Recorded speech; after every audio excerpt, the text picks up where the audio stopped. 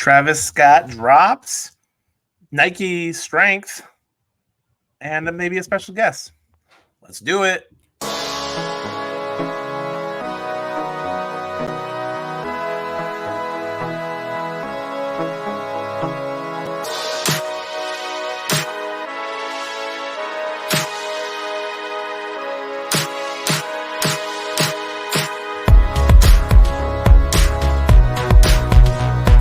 Swoosh Life Podcast.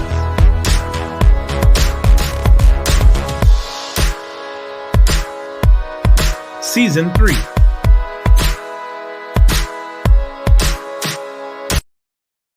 Welcome back, everybody, to the Swoosh Life Podcast, episode 57. A little new intro there for you, but we are back. Little emergency pod. Not really emergency, as I said on our Instagram story last night, but we're back and we're talking everything from the Travis Scott drop to a special guest later tonight joining us, and Nike strength, which we'll get into because I'm all on board on that. So, boys, how we been? How's it going? Round the horn. Matt, hit us up first. It's been good. It's been a wild ride the last 2 weeks, seeing the golf world get turned upside down. One of my favorite releases of the year. Technically upon us, or I was able to hit on the Olympic sixes. That's I wasn't trying to tease. That, yeah. Did not heat on the other. Yeah, it's our most watched reel this year. I know. I went right over it in the intro. It's okay. We got a lot to catch up on. So yeah, I mean, honestly, it's been really good. Look, fall golf, you're trying to maximize. Me for work just takes over the whole month of September. So I haven't seen the course. I see the course on Friday, hopefully, knock on wood. We've gotten a little warm spell here. So, Keith, how you doing? Doing great, guys. It's great to catch up.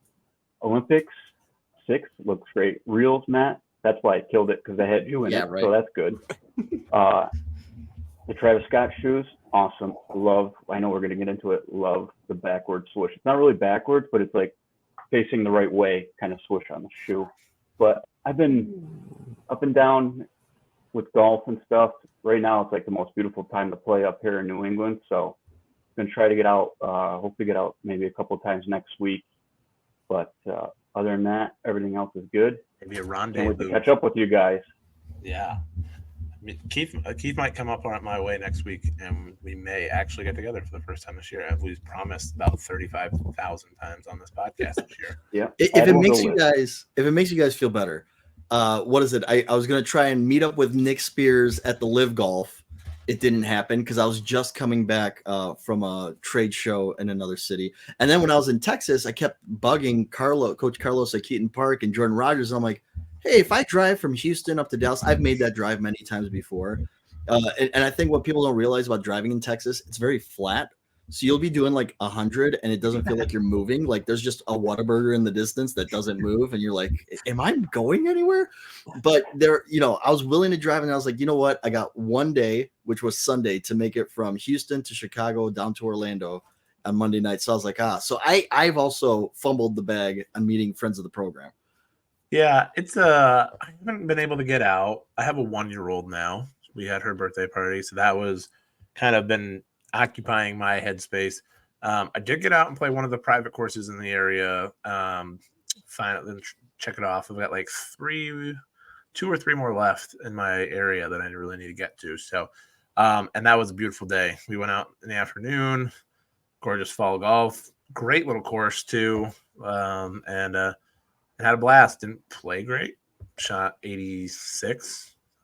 But I haven't played enough, and not sure when I'm going to play again. Hopefully next week. Do these scores count in season for you guys? Do you guys record these scores? Yeah. I think posting season is till November 1st, I believe. Correct. So up here. And then normally the club closes around that time too. Sometimes you can sneak out. You get that random like warm day in November. I did play on my birthday one year. I remember that. I remember I've never done that before. My birthday being November 26th, almost pretty much Thanksgiving. I was born on Thanksgiving. And being out, I took the day off and I went and played, and that was like a wild experience for me because I was like, I've never done this before, and it was great. So a fall golf. Try playing on. Go ahead. I'll say try playing on January 16th, which I've done, which is crazy up here. That's awesome. You can almost play every month up here, and it's I know it's there's a couple of guys in this area that like make it their mission to golf at least once a month, every month, Yeah. which I think is really cool. Like, because you can get that warm like day like at the beginning of December where you can get out still.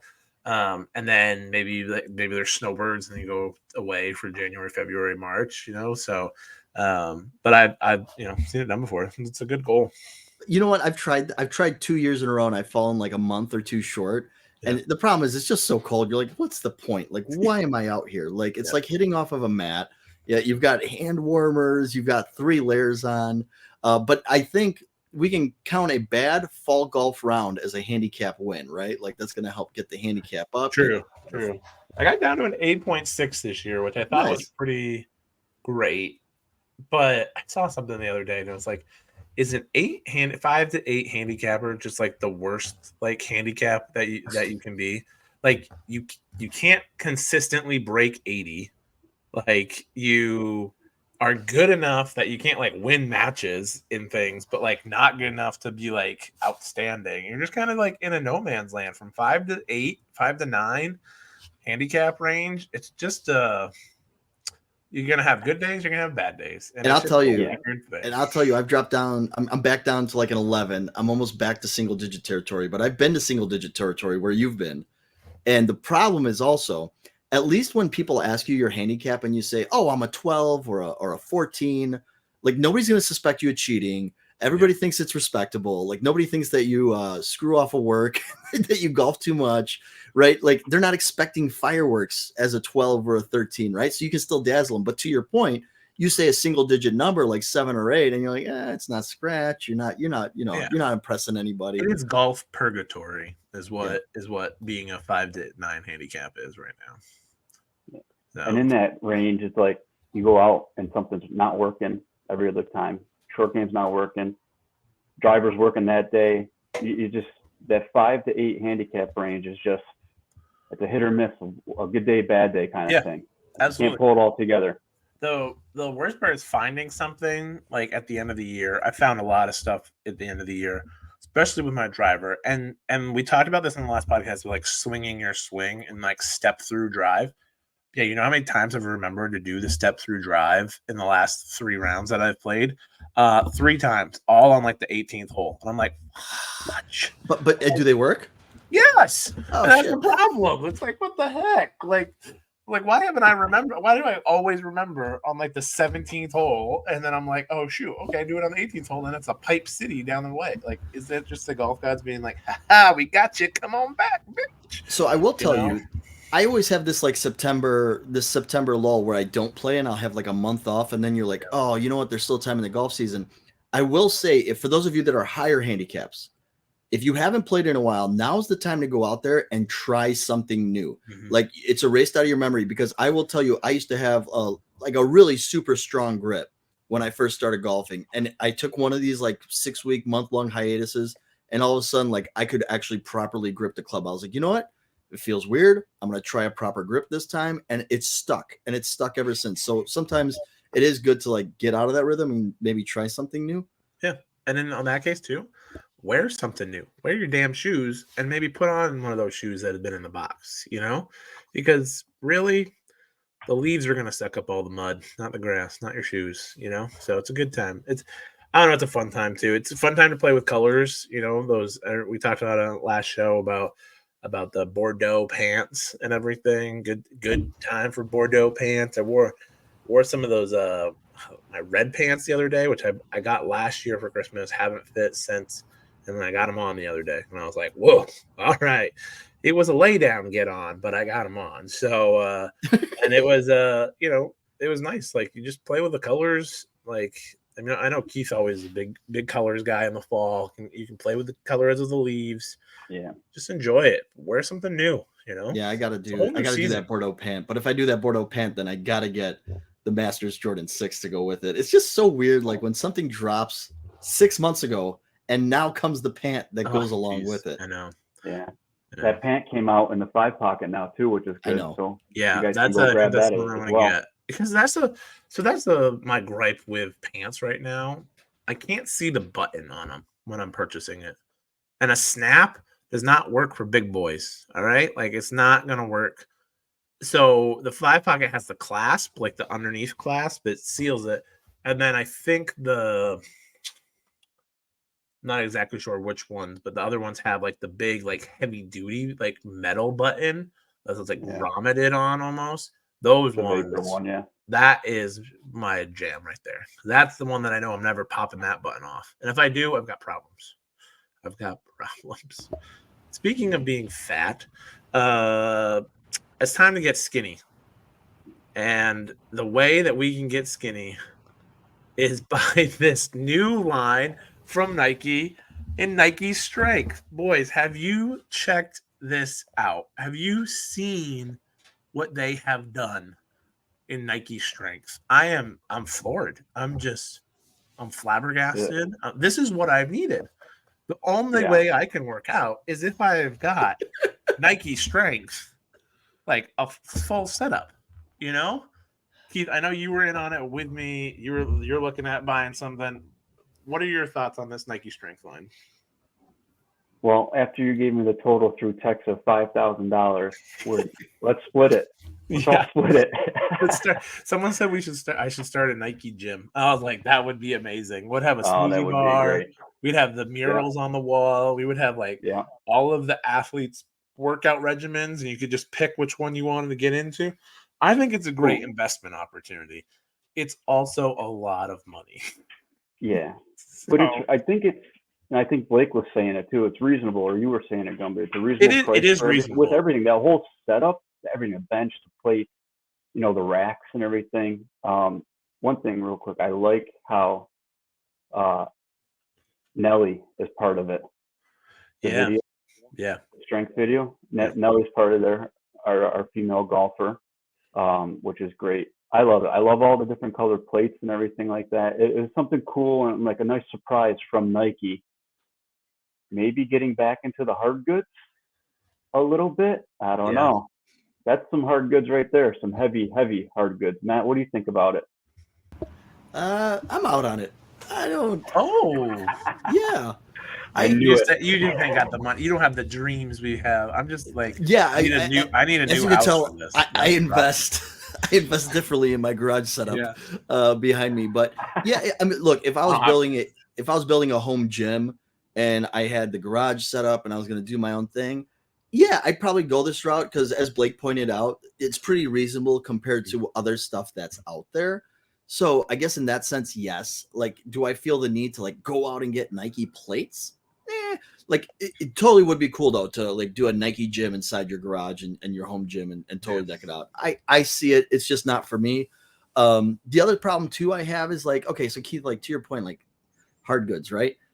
Anytime Nike entered a hard good, they had some kind of differentiator, something that was cool about it. And just and quick browse, it just looks like plates with a swoosh on it. So cool. But there's no cool handles built into them or design elements. That would be cool. Someone's saying that the Nike sign, one of the Nike signs should have been a die cut, actually cut out of it. So that would have been the handle to put it on. And I'm like, that would have been purchased. Right. That's instantly. The only differentiator is the Nike grind plate that is made up of all the former soles and rubber. That's stuff. cool. So that is kind of cool. 45-pounder, And also the barbells having different colors, being an orange one and a red one, I think is really dope. You don't really see that a whole lot too, which I think is really cool. So I don't know. I don't have the space for it. My buddy has the perfect home garage, and home gym in his garage. He's got a 3-car. He gets 2 cars in the winter, and then this whole left side is just this home gym. And he's got a TV in there. He's got a squat rack. He's got the benches. He's got dumbbells, all this stuff. And I'm like, okay, next house, we have a 3-car garage or whatever, if possible, whatever the dream house is. And we want this home gym. I already got a Peloton down here. Peloton, and then a squat rack with a movable bench, the dumbbell rack, the kettlebells. My wife does a kettlebell teaching class. Actually, she does. I'm all in on that. That to me is I'm in there every day because it's just that's the stuff that attracts me to a gym, which is the stupidest thing. I understand that. Every other person who just goes to the gym regularly is rolling their eyes at me. I understand that. But like it's stuff like this that like has always gotten me in the like into it, like and over the top into it. Nike golf being one of them. I'm into golf because of Nike golf. Like that. So now Nike strength is here. I'm telling you, there is a cusp about to happen where I'm going to get into heavy weightlifting and I'm going to become this ridiculous bodybuilder because Nike's in strength now. You know what I mean? Like we're close. We're really close. Someone just loaned me about 10 grand. Heck yeah. I mean, Santa's look, coming soon. and I felt the hypocrisy coming out of my mouth just now where you're like, well, Matt, they just put Nike golf on like the joggers. And Oh no, I you know what I mean? where it comes from. But you know, for me, but it's like, no, like the joggers are very golf specific, the ones Yeah. that are out right now. And you know, hey, Tony Phenom Fresh, thanks for giving us a little sneak peek at next year's. We've saved that picture. We'll talk about it maybe at a later episode and stuff like that. But yeah, maybe I'm just waiting for like the next wave, like the next generation when they really start like maybe innovating on this stuff or making it look even cooler. So, you know, that's my thought process. Like, I'm not, I guess I should say I'm not completely out. You're pulling me back in slowly. I think it is, for me to purchase it at this moment would be a very frivolous thing, which is not, I am not privy to frivolous spending at this moment. But if there was a real big want or need in my family with my wife and I to truly make like a home gym and put an investment in, there's all of this stuff is out there. And like Blake said, it is reasonably priced. So to get like a dumbbell storage rack that had Nike on it, I kind of like that. Like, and for $250, I don't know if you're going to find the same, like one comparable. Now there's knockoffs that you can get from Costco and BJ's and all that stuff. Sure. But like, I don't know. I kind of just would dig it more if it had a Nike sign on it. You know what I mean? Like, and same thing with like, a squat cage, like something like that to me is just like it's even dope that they even have it because it's not something that I ever thought that Nike would get into. They have had the weight belts, the gloves, the bands, the yoga, like all of that stuff. But to get into like strength and like make a plate and make a, you know, dip station and make a bench and a bar, all of that I think is just, I think it's cool. I think it's innovative and new, and it's not something that like Adidas or Under Armour, which really I need to wash my mouth out with soap now, are doing in a sense, you know? My question for you guys, you know, is, I don't want to bring those guys up. It's actually shocking that Under Armour doesn't have something like this, or maybe they have already. Yeah, no, we don't pay attention to those guys. So, well, I don't know. We're going to ask you our would guest think of honor. maybe with the Rock line that they have something, but I don't know. So that leads to me to my question. And as always, like I'm looking for like the business case here. Yep. So do you guys think that people buying weights for their home in this post-COVID era, like I know COVID still exists, people are still catching it, but I'm just saying, you know, like we're back, we're out and about, the gyms are full. I was at the gym today and the gym was full. You guys feel like the home gym market is bigger than golf clubs? No, that's a great point. And that will lead you to, do you think golf clubs would come back? I think that they've made it. You always got to take it over the top, don't they? They've made their point clear on golf, and I think that is the hard part, that I don't think they would come back. But I think they're trying to do something different with this. And maybe it's like, I mean, from the video that they have, teaser video, there's, you know, Saquon Barkley and, like you said, Nelly's in it. And I think Derrick Henry and some others, you know what I mean? Like, I think they're looking at their athletes. They're looking at other bigger athletes in, like, maybe it's a CrossFit setting or something like that. I think of, what is it, Milena Savage? She was on one of the golf channel shows with her sister, but she's like she still works for Nike. I think she works for Team Nike. I think I follow her still, but she's big into CrossFit, stuff like that. Like, I don't know, I think you're looking at people that like that do that from their athletes, and it's a way to, like, Russell Wilson and this, like, to get their athletes something cool for their gyms, you know, people that can afford it. There's always a high-end market of everything, right? true. And I think that is the possible get for this. Like I said, I put everything into my cart because I wanted to see what it was. You get a discount based off of how much poundage you have gathered, yeah. I should say. So like that is if you buy 12 45s, you're at 500 pounds. I don't know if that's the math. 600 pounds, I guess. Close. You get like 50% off, and 1,000 pounds. And I'm guessing it's obviously because of shipping and the way that this would get shipped. Is 1,000 pounds is 100% free ship. So I put one of everything plus extra, plates and bumper plates and stuff too, because you just never know.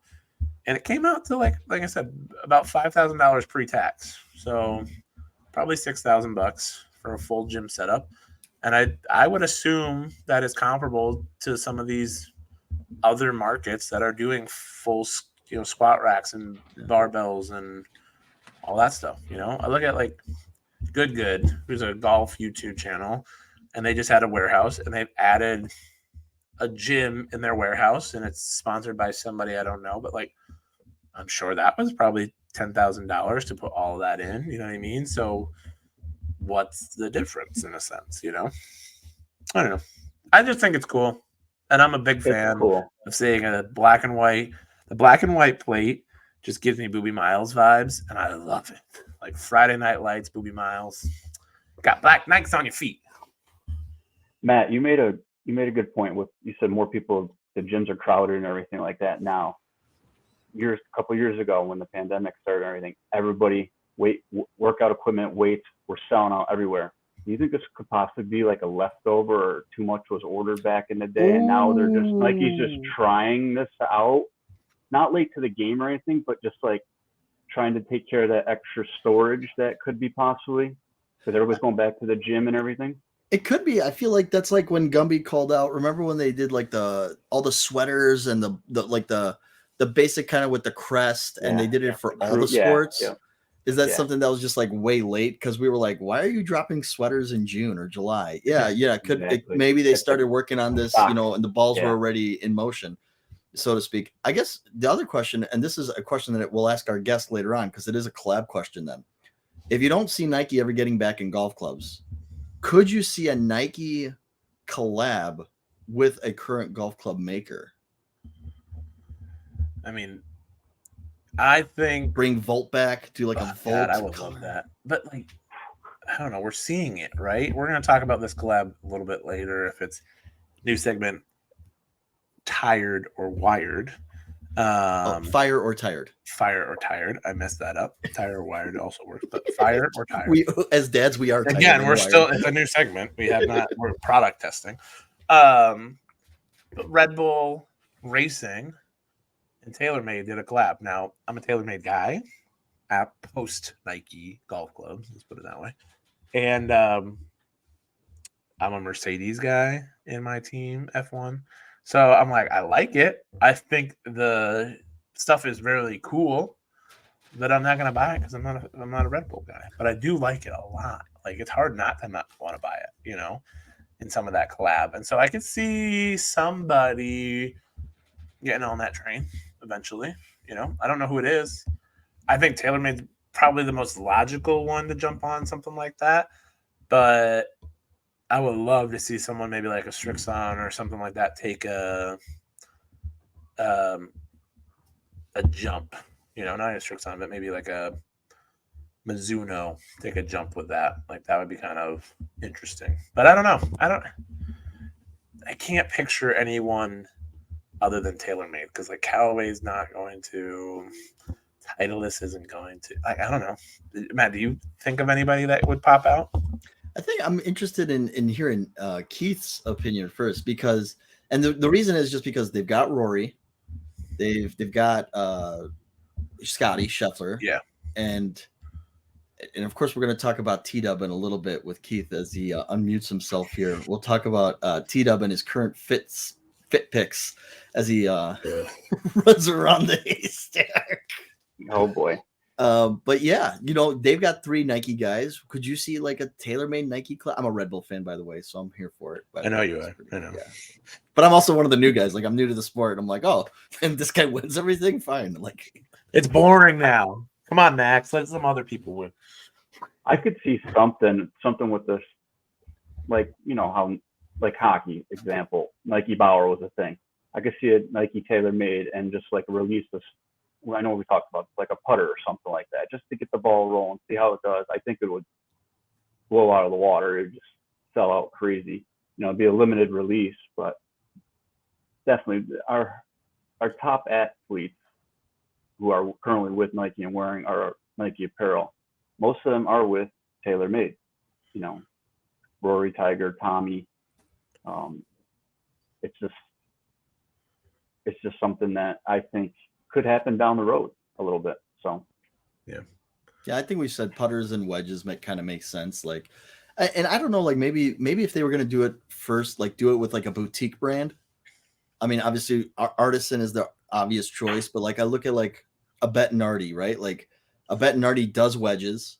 Yeah. So they could bring back some of the grinds and have Bettinardi do the wedges. And on top of that, like Bettinardi only does milled faces. So maybe they could create slots and get the method tech back in there, or create a method insert that they could pop in there. They do Tony's putter, right? So yeah, I think he's been in and out. He had a Peretti for a little bit, and then I think he won with the Ping, and that's when we got all excited. Or is it the Toulon? I don't know. Yeah, I can't keep up on his putters. Yeah, he was going around a little bit, but I feel like when he finally won, everybody's like, "Oh, he went to a 38-inch, or he went to a longer putter finally," and it was a Ping. But yeah, I kind of hinted at it. Keith, what do you think about T-Dub? With he's gonna mic drop this and then head out to his hockey game. I know, so I want you to drop what you think about it. I want to put you on the spot here and to set the stage for those of you who have not been keeping up. He did have a couple of appearances, and I noticed like he's wearing a Raiders hat at one of the appearances. It's not a Nike hat. It matched beautiful with everything he was wearing, right? Yeah, but then I love. By the way, I that is so Tiger too, that he would wear black and white camo and a Raiders hat, like this football. I don't know. Hey, I'm a Call of Duty guy. I'm a Call of Duty guy. He had the Call of Duty hoodie, Nike basketball shorts. He did have those, and then obviously we know what's going on the feet. We're not going to talk about that. Do you feel like he's trying to send a message in these like kind of unofficial appearances where it's like Nike basketball shorts and that's it? You feel like it's sending a message? Is it a negotiating tactic? Yes. 50-50, yes. Time's ticking the next couple weeks here. That's all I'm going to say about that. So I don't mind. I think it's good that he's out there relaxed and everything like that. I know he's going to be in the spotlight wherever he goes or wherever he steps foot, especially with Charlie. Charlie's not really wearing everything head to toe Nike. You do see him, the competitions he does have, T-Dub. He had the T-Dub vest on, which was awesome, with the T-Dub logo on the back. Like that was just like, that had to be framed. That picture has to be framed. But what was I going to say? With Tiger dressed like that, I think it's absolutely fine. I think there's good news coming. It's good to see him out and about. But even when he was doing the charity event over the weekend at the par 3 course at Pebble Beach, he was still wearing everything except for what down below, and it was great to see. It's not like he's not wearing it all the time, and he's a gamer. He's always been a gamer. He's been a kid, and he always will be a kid. That's T-Dub for you right there. Yeah, it's just really him with like the hat and he's always repped his team. He's always repped his like thing, and I think it's football season. Right. He's out in the like in that area. I don't know. Yeah, no, hey, I loved it. He looked like me grocery shopping on a Sunday afternoon. Call of Duty hoodie, basketball shorts, and maybe still some golf cleats on and stuff like that. So Keith has to run, but before he runs, we're gonna run into a quick score. So give us a quick score, Keith, and then you can say goodbye and bounce out. And then Gumby and I will talk about the Olympic 6 dropping, members access right now. What would you score the Jordan 6 golf a Ryder Cup, I guess, as some have called it, or the Olympic, as some have called it? It's a good drop. It was a good call, Matt, by you as well. Great call. Nothing beats red, white, and blue. I'm sorry, but nothing beats those colors, especially in this type of shoe as well.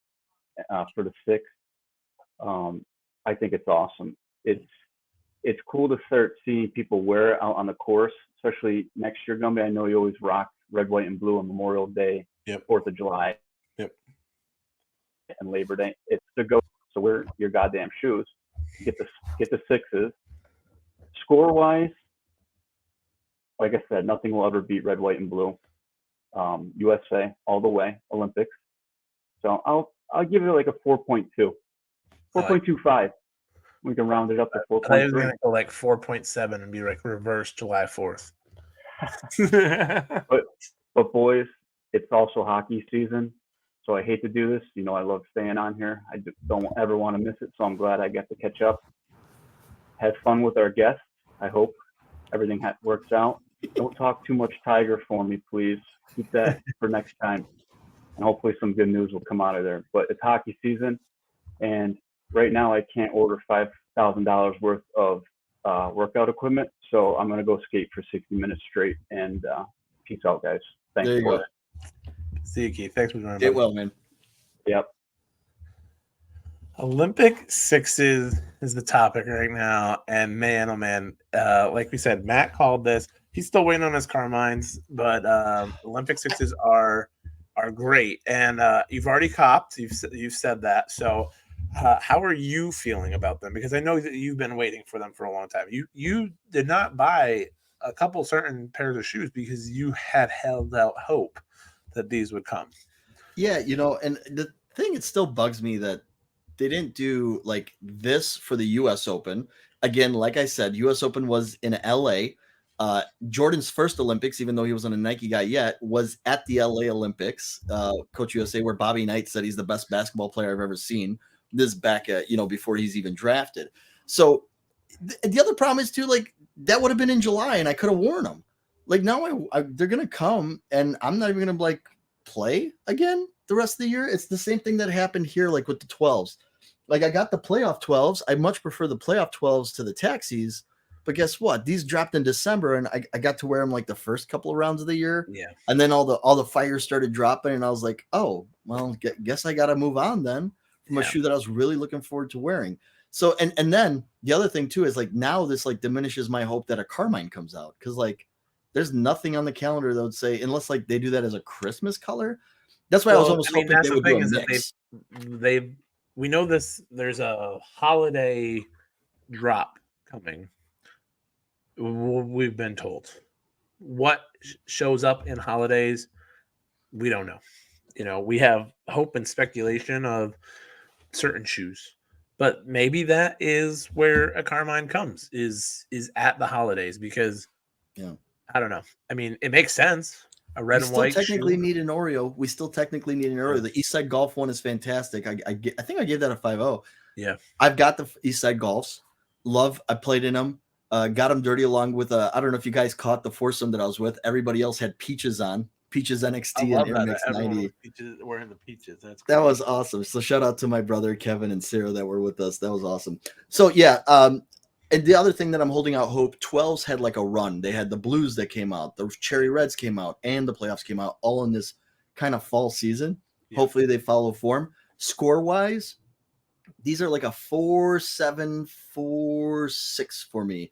One of the things that they didn't do, so on the Olympic shoe, it's ice on that outer nub. And they had to like where the spike attaches. They didn't do ice or clear. They did another round of navy. I don't know. Like, you've got the designer's eye.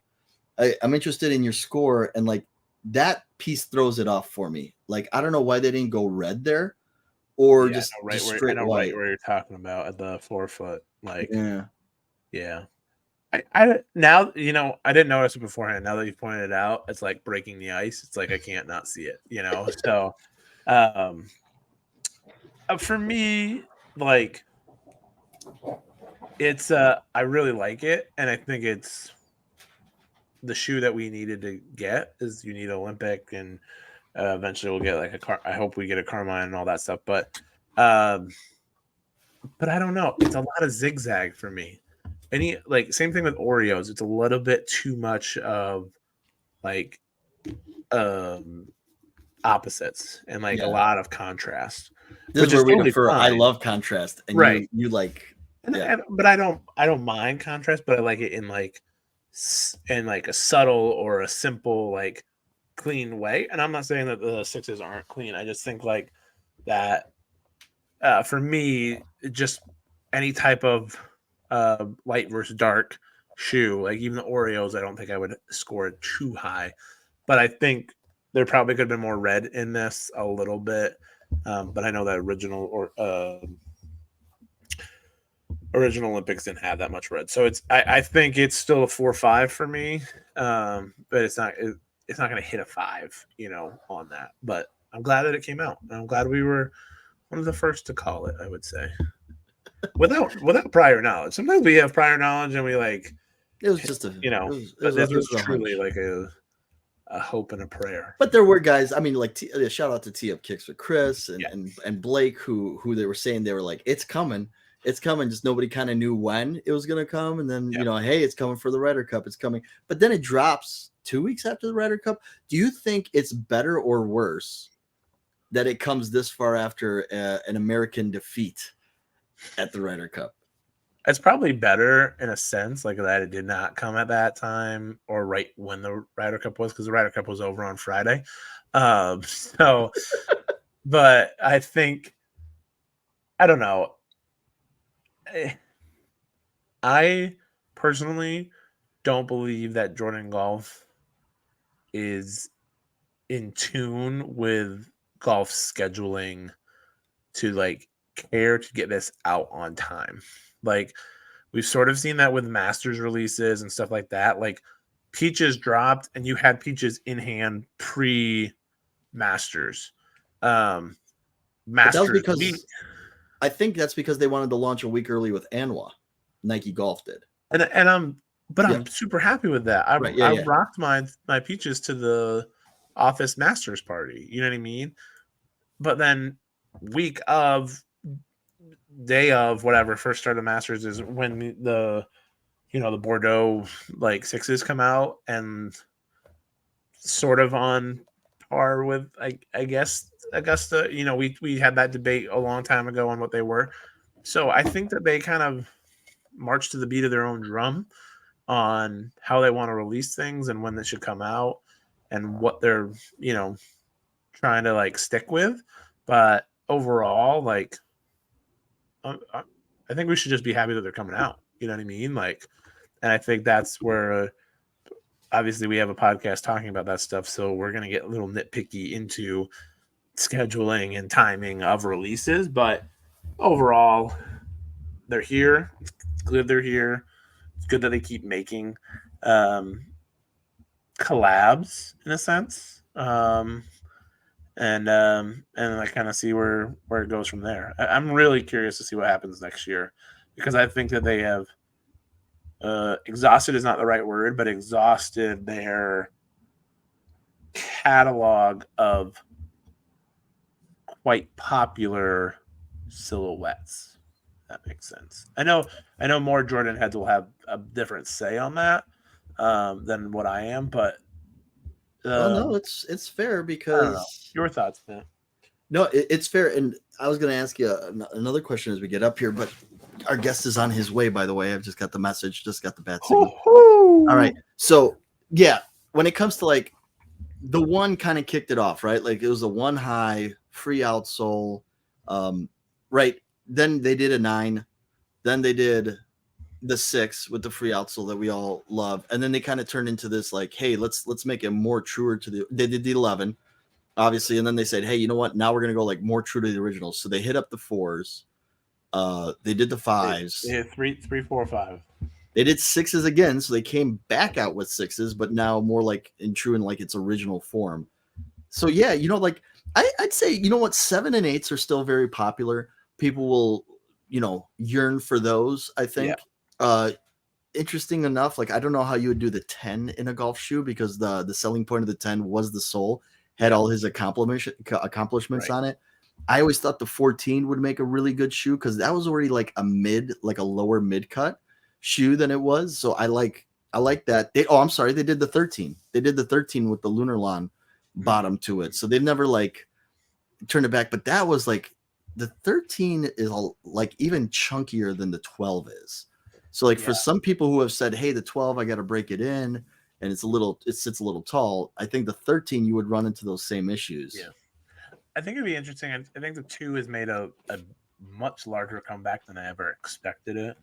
But I don't think they would go there with it because it's just not. I don't know. But yeah, when they bring back the 2, they brought back the 2 like as a collab a lot of times with like a lot of artists. Yeah, and it does really well. Finally did it a cement 2 this year, which I really liked. I wouldn't mind seeing that. I think the 2, I don't know. I think the mid or the high, are people going away from low tops now in fashion? Because I was shocked to see them bring the 1 high G come in. That white Masters one and then the Bordeaux one. All of a sudden, it's like, oh, like we didn't even like make a big deal about that. Like there was like no fanfare for, hey, they're re-releasing a high top in the Golf. It's funny because like I like the look of a high top because it's old school. It's different. You can wear it with jeans. You can whatever.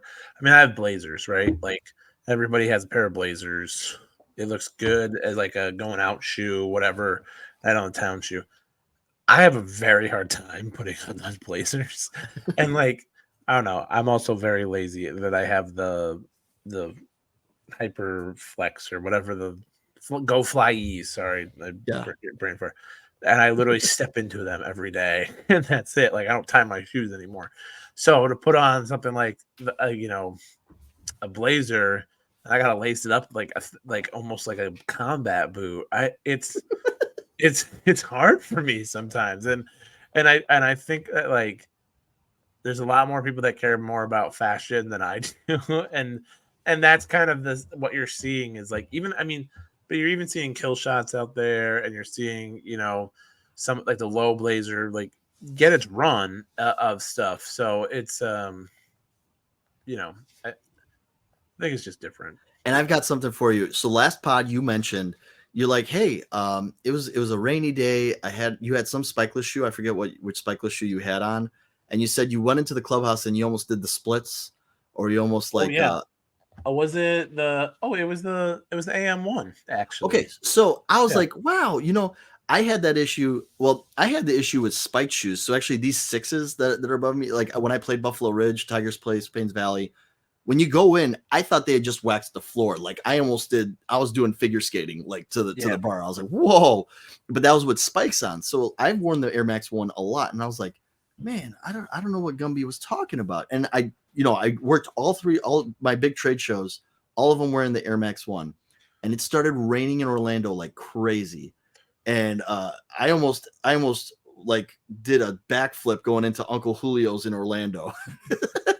So when it does get like super wet, be careful. You can wear these things off the course, but just be careful. If you got a hard floor and it's pretty rainy out there, yes, that stuff. You get a little slick. I think that was definitely the like thing, because I'm like I do like wearing them all the time. I don't take advantage of it enough, and it's funny because my golf shoe collection is severely outnumbers my actual shoe collection, which is quite something. And I still have like I'm not up on the level as even you behind you or Blake or Nick or anyone like that, like, or even Keith. Like Keith, I mean, I would like to know Keith's number because I think he has more than he lets on. I know he has more than what he lets on. I agree. But Blake has his beat on the off-court stuff. Oh, like my off-court stuff, I've been slowly offloading or moving on because it's like, oh, you know what? The only time I really want to show off is when I go golfing nowadays. Yes.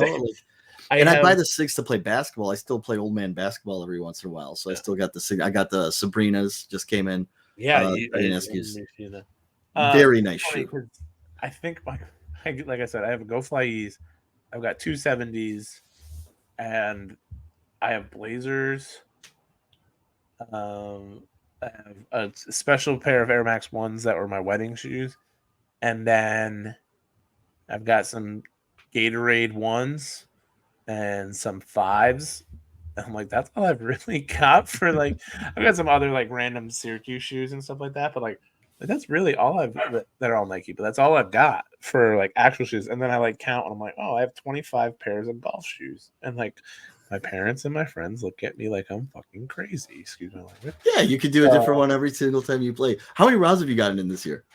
So this is really disgusting, but it's I save my tape from my finger that I like in my truck, and it's fucking. I'm so sorry. You're just gonna count the tape, and I'm just gonna count at the end of the year. There's a good amount in there, so I think I got about 40 rounds in this year, which seems crazy. I mean, but like you can count what 9-hole leagues? You play a lot. You play 9-hole leagues. One also league this year. You can count 10 of them, like 10, 18-hole rounds, because I got 20 weeks in of league or something like that. And then I played a bunch of weekends and some other stuff. So I always like to get to 50. I think 50 is like a good number.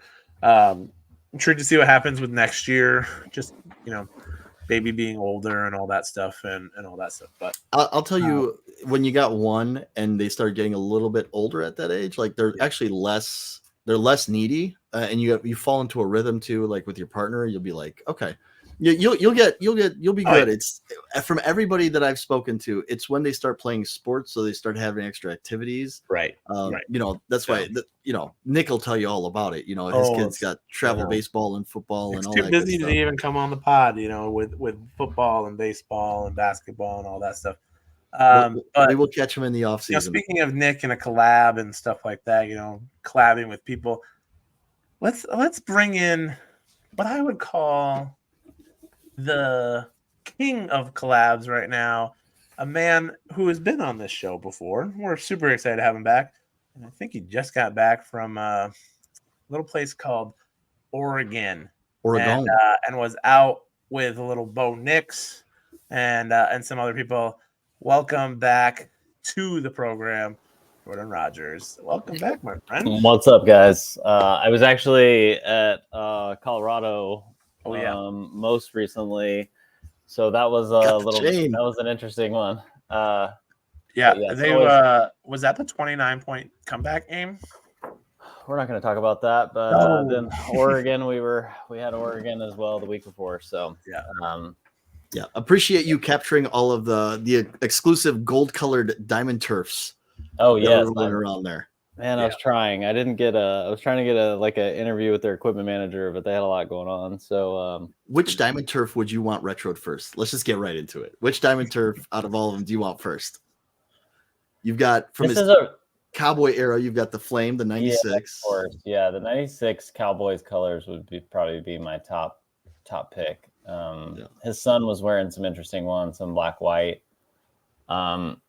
History will be rewritten with the new renaissance of Dion. I mean, those shoes were like sitting on the factory store shelves for a long time.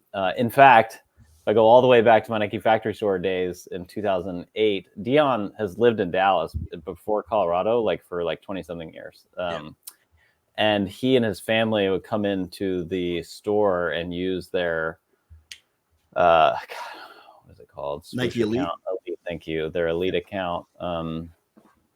And he actually had even signed with Under Armour and still had a bunch of credit. So one day he came in and dripped in Under Armour gear head to toe and just cleaned out the factory store shelves of all those DT Max 96. So it's having a renaissance now though. So we'll see. Now, did it sit though? Because it didn't have his logo. Well, because I think even in the 2008, they didn't even do the baseball diamond field goal logo, right? Well, sorry. So not the baseball diamond one. No, but, look, Dion has had a major renaissance over the last, I'd say 5 years. Things got really rocky there with the reality show and all that. And I think, honestly, it's as a man of faith, I like seeing what the Lord has done in his life. I mean, I think it's really cool to see what he's done in the last 10 years. He just kind of seemed to even out, know who he is, less controversy, more just doing what he does. So he's truly a man of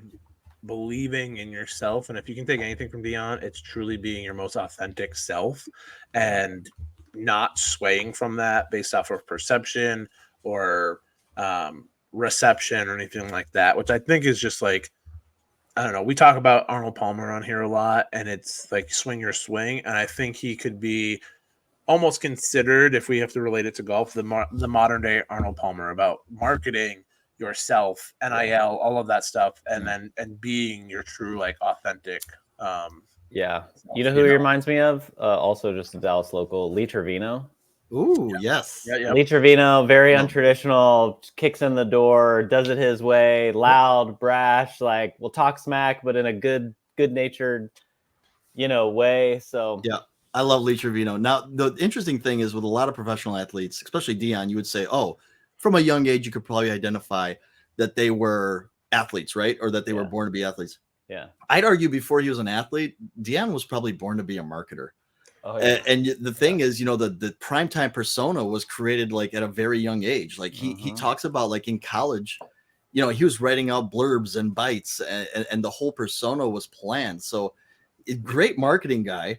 It's like in my WWE opinion, almost too, like he had this like scripted, like he said, I think you talked about it, Jordan, that like he used to like write things down or I've seen him write stuff down that like, I'm going to say this line after I do this thing, like, and I think that is just, it's so unique.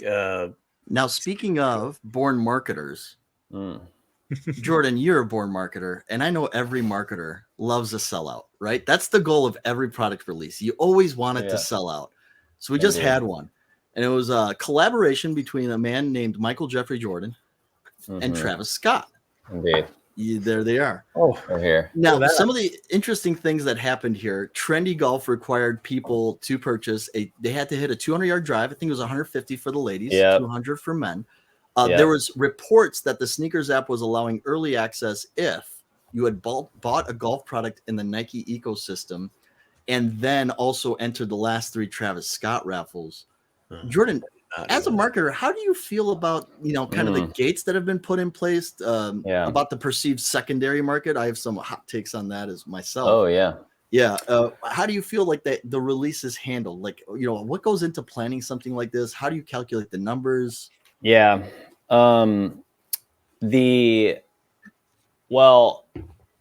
So let's start with sneakers. So the big promise that Nike is always trying to offer, and I do think in earnest, we had a lot of meetings about this at Nike, which was like, how do we reward the people who are like y'all are dedicated. You all should be getting first access to Nike Golf's most coveted product. Maybe some of you have deals, maybe some of you don't, but like this, and then probably the people who are listening to this should be the first access people. So I love it for that sense. They're saying, hey, you've shopped with us. You love golf. So we're seeing that you actually have purchased a golf product, and then you're a fan of Travis Scott. So like, hey, that should be who this shoe is for most. Yeah. So I love that. I think the sneaker shops, look, I've also sat in a lot of sneakers meetings as well. And people don't believe this, but I'm telling you it's true. Nike does not want resellers to get the shoes. Nike wants the shoes to get into the hands of the people who actually... I believe it. Yeah. And so... lose money that way in a sense, I mean, I know there's probably some secondary effect by like driving the price up and the scarcity and all that, but like at the end of the day, Nike doesn't want... That's not good for business. And so... I think it's really clever of these sneaker shops to try to figure out something. If nothing else, think about Trendy Golf. I didn't know who the hell Trendy Golf was 2 weeks ago. All I've seen is that now it's on my feed constantly. So this stuff is just as much marketing as it is gatekeeping for consumers. And I'm here for it. I think it's great. We've seen it backfire a couple of times. Like I did a story on Tracksmith running, but this seemed to be good-natured and in good fun. So I'm here for it.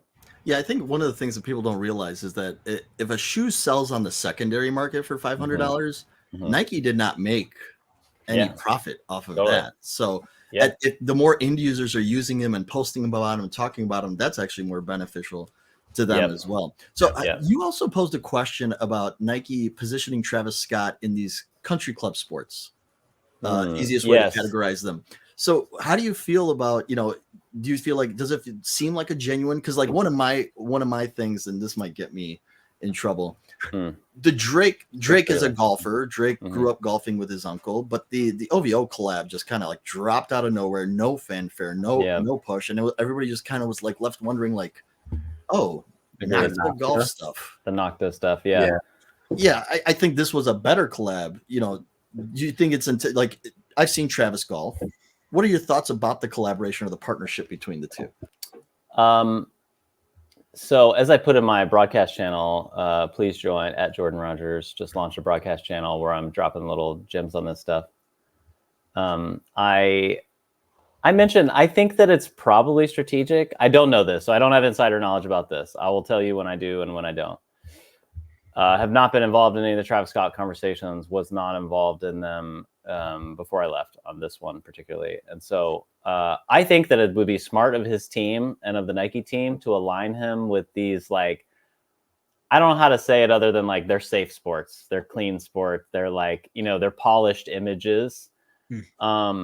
And I find it no coincidence that these have been the last two collab. They had him in the tennis with John McEnroe, which is really the best expression of this, I think. And then even him with Brooks, I thought was a pretty good expression, although like Travis didn't hit a shot. Yeah, but bad boys of the sport. Well, Travis does have a golf tournament in Houston, so Travis does have golf roots. But the funny thing too is Brooks being on this because he was the one to wear Nocta as well in a tournament. So I think I think Brooks is almost like the gatekeeper of this new fashion side of Nike golf too, a little bit as well. Like he's willing to put himself also out there to try new things that allows it to go further than just like Travis Scott on themselves and compared to another golfer, you know, like I think I think Brooks was the right compliment for this piece. And you could tell Brooks is ready for it. He's happy to be the rebel. You know, in this case, he was just, you know, hitting shots. I actually remade that video today. Be on the lookout. I'm gonna drop that on Friday or Saturday. So that was kind of my nerdy content for today. But man, I don't know. I'm here for it. I can certainly pick holes in this. Like, do I think it's authentic to either of them? Not really. I think we've seen the like little photo shoots of them 3 or 4 years ago when they're on a golf course here or there, but like I don't see them regularly playing the game. And not, you know, Drake obviously has tons of connection to basketball. He's always courtside, you know, like that stuff makes sense to me. Travis, same. But you know, hey, this is how you got to utilize them. Nike's always trying to root anything they do in sport. And so I'm not going to nitpick it too much. We get hype, we get golf. Like this is what we've been asking for years. So no complaints over here. Yeah. It's funny. Keith was on, and so he says, "What's up?" And he was on earlier. He had to go to hockey tonight. And so he said that he really loves the shoe. As you just held up, that the swoosh isn't technically backwards; it's just going the right way, and so, which I think is quite interesting if you think about it, like that. When you look at it from that side profile, it is it's going like the right way. So, I think that the Travis Scott, all of them are pretty cool. They're very limited into what you can get. They're very, you see it on shoe shopping with Joe LaPuma and stuff like that. That like they're most of the ones that people are wanting to get. So it's pretty cool that it's come into the golf world. I'm excited that they're here. I did not get a pair, but it is okay. We kind of, a lot of us took L's on that one, and that's tough. But who takes credit for that swoosh, right? Who? Former San Antonio Spur, Detroit Pistons, Chicago Bull, Dallas Maverick, Los Angeles Laker, Dennis Rodman had a shoe, the Indestruct, that had the backwards. But then somebody got him on a pod saying that, and then somebody found a shoe from like a decade before that also had the swoosh going the quote unquote incorrect way. I guess here's my sad L story is that look, I've bought a lot of Nike golf shoes, and I'm a very noble consumer. This is me propping myself up here. I have not submitted for the last three Travis Scott because not all three spoke to me. Yeah. I've submitted. I love Travis Scott's music. I had as you can tell, I made 5 reels, like 5 stories during that week, just because I loved all the music. I was just finding excuses to make content with all the. Can we shout out Moonshot, by the way? Right. Yeah. The package that Moonshot put together really was good. just. I asked Matt how many times it took him to flip the coin so it landed perfectly in his reel with the odds be ever in your favor right before the drop, and he was like, "Not that many." And I was like, "Okay, sure." It's okay. 4 of them flew off the thing. The other ones just took way too long and just moved around way too much. But yeah, like I would just say, like I like that thought. Just who would apply for every single Travis Scott, whether they liked it or not, and that is the bots. That is the resellers. And let me just say a little something here about resellers, because I'm in 2 hobbies where resellers are a problem. And let me say this: a lot of you sell to flip another day, or buy another day, I should say. It's the newest James Bond movie coming out, right? I've seen so many people in the forums say, "Hey, I won. What do you think they're worth?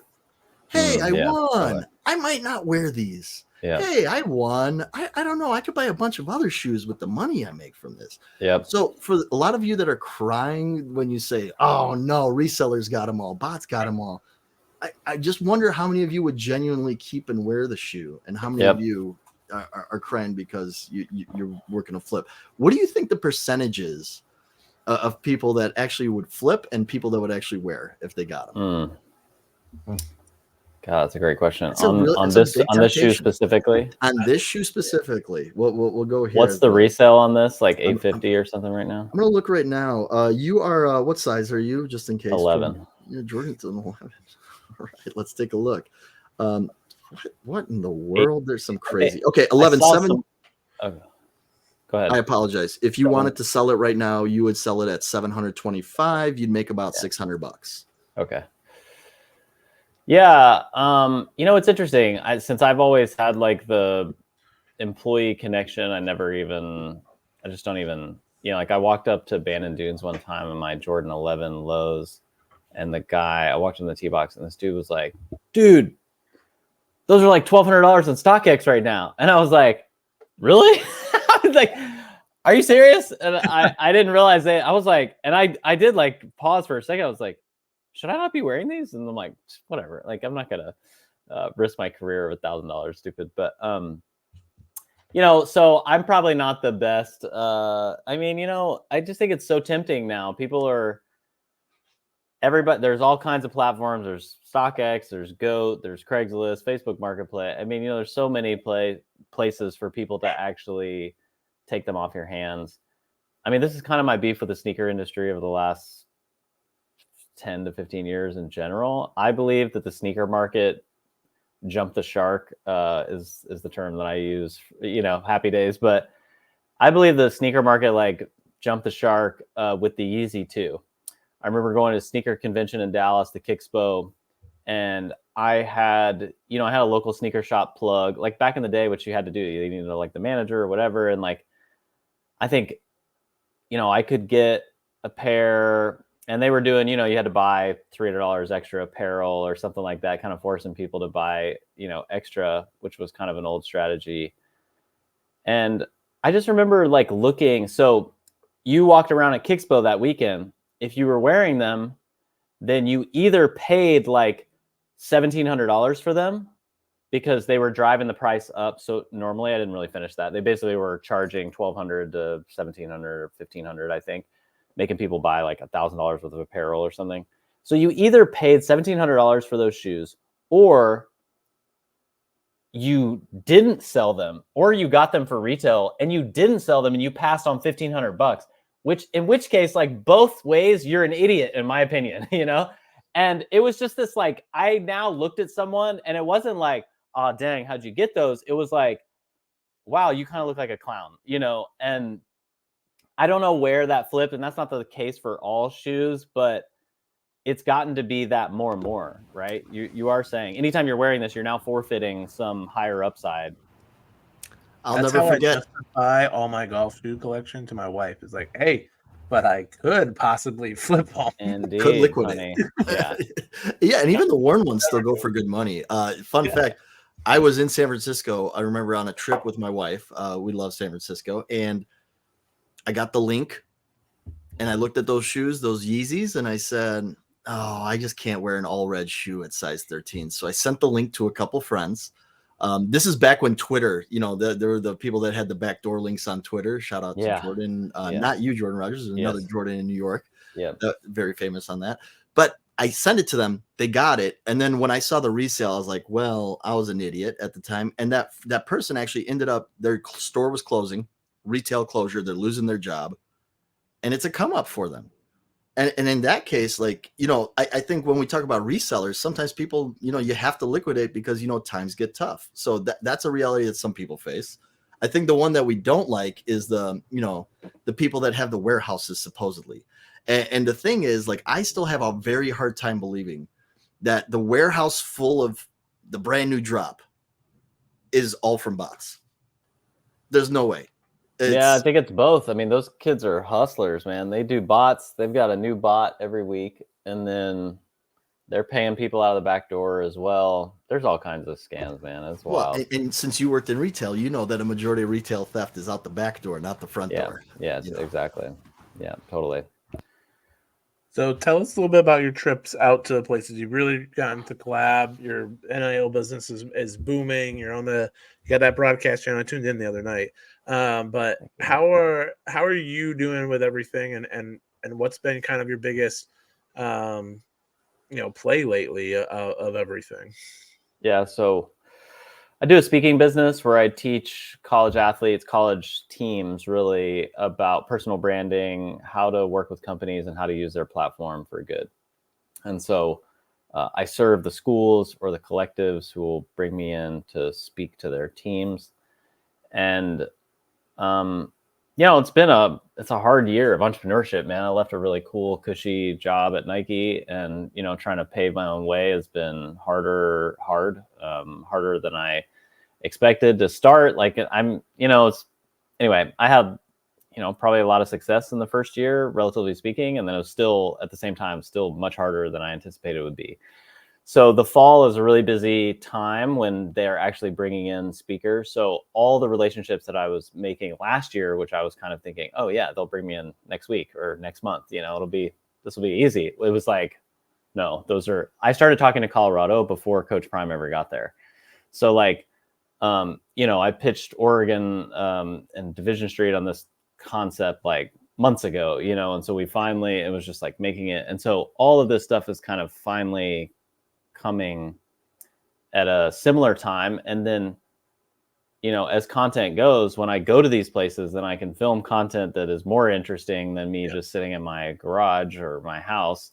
And so that stuff does well. Yeah. I mean, if you have a garage like that, it's cool. But, and so that stuff has started to build. And then I've done like sideline reporting, from like week one when Dion was here in Fort Worth. And then I happened to go to Lubbock the next week because I do some work with Oregon. So to see Oregon and that was awesome. Texas Tech. Yeah, it was a lot of fun.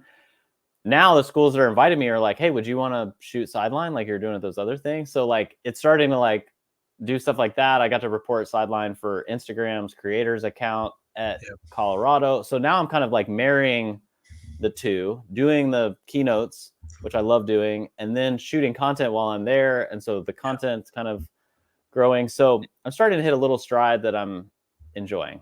Yeah. And I think you've hit a really great time at both of those schools. Prime, obviously, at Colorado. And like you said, you started a conversation with Colorado before Prime even got there. Yeah.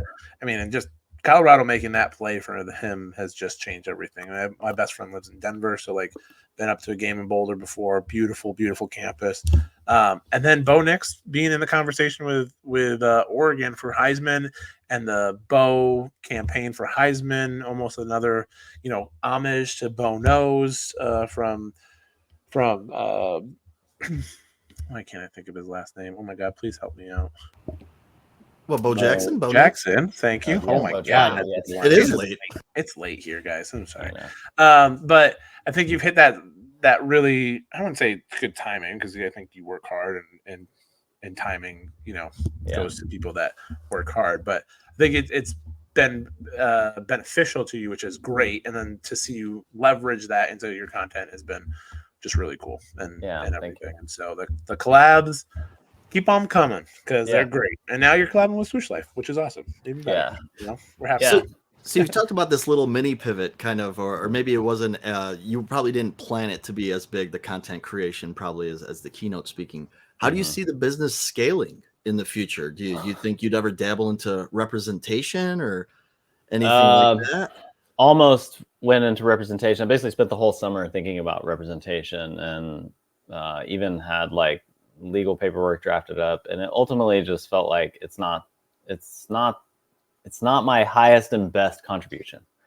I think that I can help those athletes. I still haven't fully cracked the code, but representation, so marketing agents are actually like endorsement deal brokers. Mm-hmm.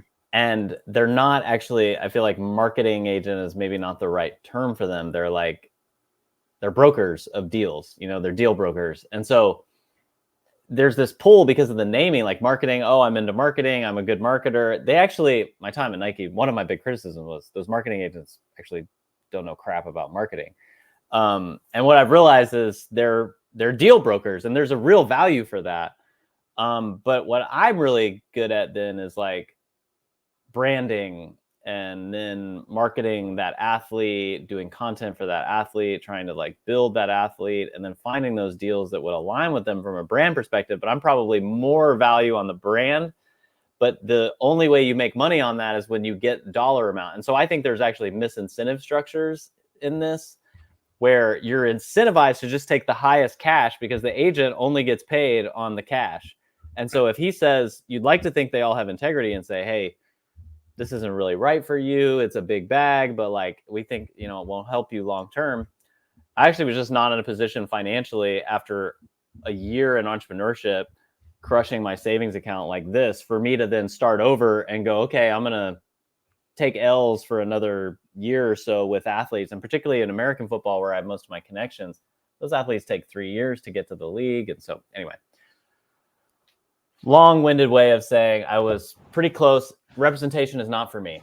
I'm happy to work with representation. I want to work with athletes, but that's not where the business is going. The business is keynote speaking, doing workshops with colleges and corporations. So I think to answer your question is to expand more into corporations. So I love speaking to corporate groups. And in some ways, the audience is more primed and ready. Like if they're leaders who are interested in investing in their career, trying to grow, trying to understand who they are within the workplace, how they can have a deeper impact on their team. Sometimes they're a little more mature than a 19-year-old. And so I adjust the two for both. So that's the business. I have these workbooks actually. I'll show you. I love a good word. I'm hoping one day that Jordan actually puts these like in a store. I can't wait to like just buy these books to like help fund. I know. I want one of these. They're on my website, jordanrogers.xyz. Can we buy these? Yeah. Yeah. They're on my website. It's meant to be, I wrote it so that they can be self-guided, basically teach you about personal branding, how to get to know yourself, how to understand your story so you can have a deeper impact on others. I think there's a potential to like expand this into more of a self-sustaining book where you don't need the keynote quite as much, but this was fun. And then I launched a course. I'll say the last thing is, so I do keynote speaking, marketing consulting, and then content. And so this kind of feeds off the content, which is I built an online workshop on how to get a job in sports marketing. So if you go to howtogetajobatnike.com, I bought the domain name, and because it's the number one question I get asked in life. And so if your listeners out there wanting to know how to get a job at Nike, they can go. I have a bunch of free resources on my site, or for $97, you can take all the major wisdom that I put in there, the agencies to work with, the hacks, the workarounds. It's about an hour-long course. And so I want the courses and the workbooks and stuff like that to be working in the background.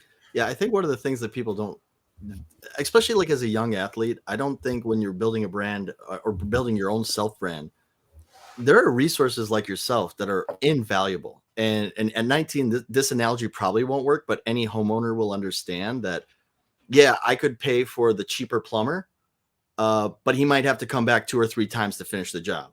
Yep. But I might have to pay triple for the plumber to show up once, turn one knob, be done in 10 minutes, and be like, and some people will be like, wait, I paid for 10 minutes, $300, and the plumber will be like, no, you paid for 30 years of experience. Yeah, bro, I've literally made that mistake in my homeownership in the last 2 years. So you're hitting the nail on the head. Well, but when you're an entrepreneur, too, you got to save every penny.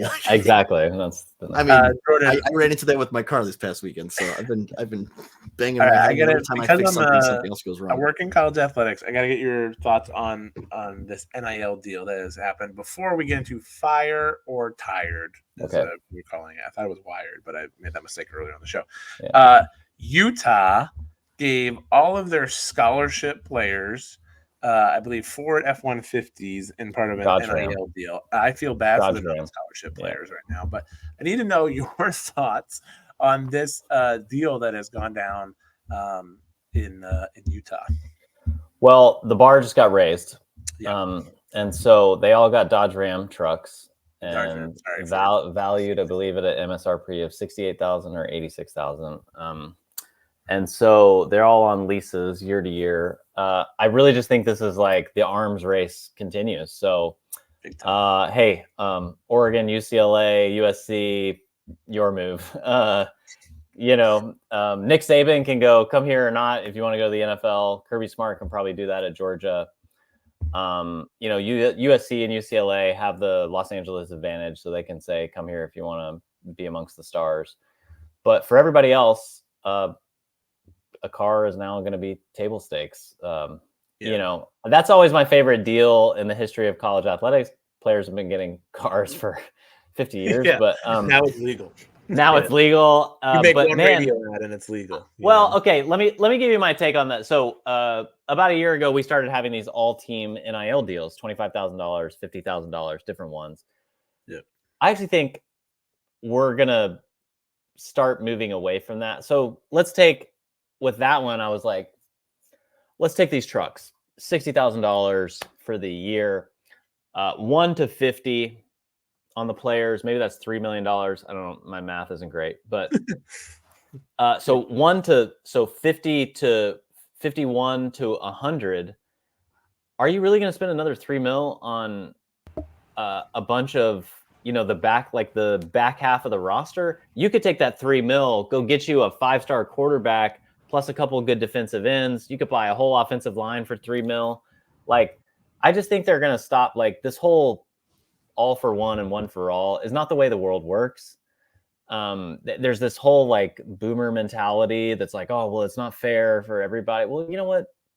Screw 51 through 99. That's the way the world works, bro. There's always been a star. Yeah. The star has always got preferential treatment.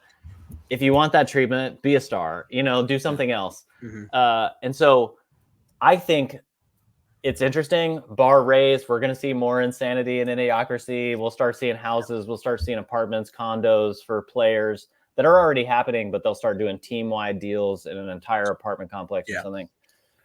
But I think then there will be blowback on hey, why are we investing all this in the 51 through 100 on the roster? Let's put that money to use. Yeah, it's quite interesting. You did hit the number close. It was 3.1. 3 million. Yeah, okay. I come. Syracuse is where I live and everything like that, and went to school is a much smaller market of things. And I'm on the CUSE Athletic Fund, and I'm not privy to speak on not CUSE Athletic Fund. I'm on the CUSE Advisory Board, Fan Council, and I signed an NDA, so I'm not going to speak on things. But there is a general knowledge of this one tailgate called the Syracuse tailgate for one of the athletes' crews. But that is the only thing that I can see all of our fans getting behind is this one tailgate, not other things, because he's not getting big deals from car companies, but this group of fans is supporting him through a tailgate, and they're selling shirts and stuff like that. And I'm like, that's the max of what we get. I hear the radio commercials and stuff like that, but in small markets, like Dino, who is the head football coach here at Syracuse, Dino Babers, has said that they need to start figuring out their depth, because that is where the portal is where you're gonna like win, is now in the portal and depth and stuff like that, and they just can't. And they finally, common knowledge again, Syracuse finally signed with a collective to help with that, like, and something that is a more broader collective that like help other schools as well. But it's just, you're going to get into these power conferences that it's the same. I mean, we already seen it with realignment in schools, but you're going to start seeing some of these smaller schools that don't have the budgets, even though, like, I know some of the players will say they have the budgets, but like inner workings of stuff and how you actually manage, things, you have to pay for for the Olympic sports and the non-revenue sports and all that stuff, like how it actually like affects things. And I just think that like NIL can be such a positive, but it can also cause a lot of rift into parity in college sports, which I think is going to be unique to see how people get creative on how to. Let's fire up some takes. I can see that. I would say Olympic sports and all that have been riding the coattails of football and basketball for too long. This was Matt's point earlier this year. He made this and shoved it down my throat, and I fired back at him. Here's what I would say. Great organizations like Syracuse, who I'm sure are great, say we love Olympic sport. We love our swimmers. We love women's sports, especially. We love all these. Let's find out how much they love it when they have to pay for it. Right. And I think for years, they've been able to, like Syracuse probably on their basketball team, for all that revenue from ticket sales, all those players that have not earned a freaking penny, and they have taken all of it. They then build the lazy rivers around their locker rooms. They put HD TVs in every locker. They do all of this stupid S to like basically show that they're in the red and not in the positive, because college athletics, for whatever reason, doesn't have to manage their finances in the way that a normal business actually would. Yeah. And so they have for too long basically been funding all of these other sports through football and basketball. Yeah. So I would love to see how much they love these sports when they have to pay for it. And they have huge endowments. They'll be able to afford it, I assure you. But I also would just say Syracuse, with their basketball, they will figure out a collective. And I would say they're just going to have to start making decisions. Do you want to be a basketball school or do you want to be a football school? Like, well, it's funny. And sorry to cut you off, but we had this one donor, and I'm sure you've heard of him. His name is Adam Weitzman. And the basketball guy, right? Yeah. And he was on Selling Sunset on the Netflix show. I don't know how that happened, but and he's bought times with Dave Portnoy on this pizza review and stuff like that. Well, the chancellor said, I don't like what you do. And because he was bringing Tom Brady and he was bringing Edelman and Josh Allen to the games, sitting courtside, bringing, celebrities to games. That's money. That's revenue. That's entertainment. And he said, I don't like that. And Weitzman's out. And so your biggest donor from it's ridiculous. Just I mean, well, that's the thing. Miami's dealt with it too. So John Ruiz is like a supposed billionaire. Yes. And he's gotten a lot of trouble recently, and or he's got some accusations against him from like the SEC or whatever. And so that is the double-edged sword here of college athletics. Now your boosters, now that it is above board, you can't just have those handshake deals. You got to you're doing business with like real business people on the up and up. And so it's a bummer that the chancellor made that decision, because this is what you're going to have if you actually want to participate in high level of college athletics these days. I agree. So one of the things about Gumby's and I disagreement, because I always kind of like, my mind goes fast track to the future, right? And I guess this is my question. Gumby's talked about power conferences. We've talked about now having to not fund the Olympic stuff, like keep the money where the donors want the money. Do you see a future where eventually basketball and football, they break off as semi-pro teams and they're just owned by the university? And the way that I kind of position it is Dr. Amir Bose was an MIT graduate. he left the majority of the Bose company, which I know you just got some sick headphones from, sir.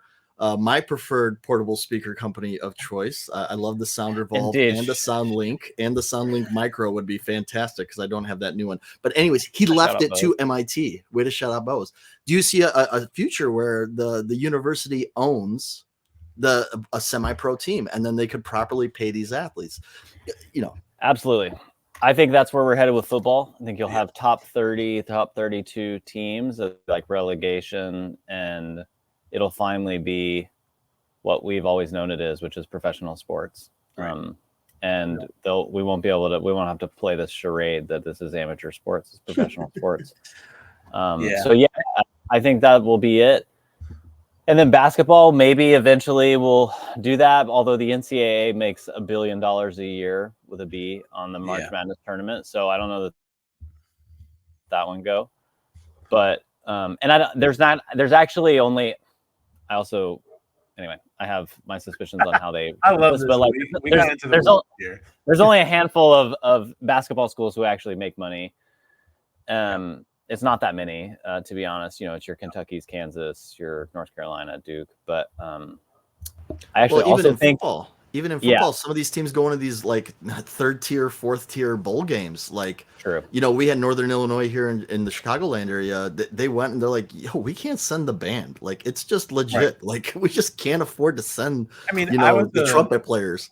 I was a Syracuse cheerleader for a year, and I traveled on the charter to Washington. We went to Washington, went to Akron, and went to Tampa, and I loved it. It was a cool experience, but it was just the cheerleaders and all that.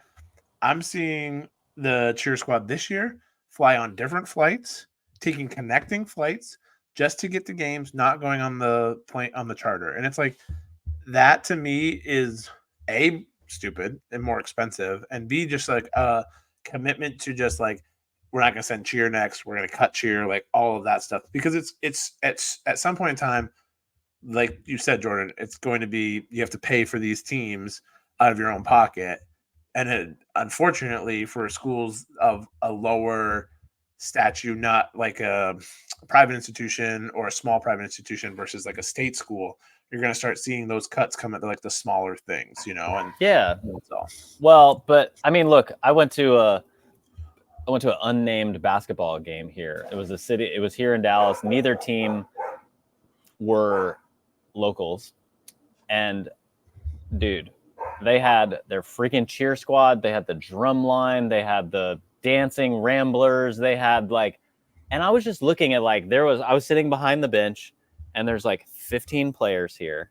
There is a coaching staff of freaking 17 coaching staff. There are interns, there are like photo people, 30 administrators.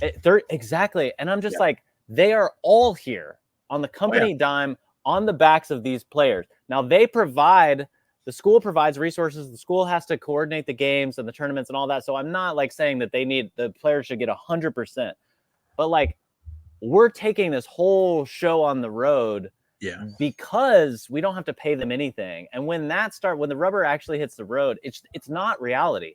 It's a fucking fantasy land. Excuse me. It's a ridiculous fantasy. No, don't worry. We throw the E on the podcast. Okay. Well, it's not the way that the world works. I'm an entrepreneur now. Like this is not the way business works. Yeah, if something loses money, you don't do it. Like, or you have to pay people a fair wage. Like, anyway.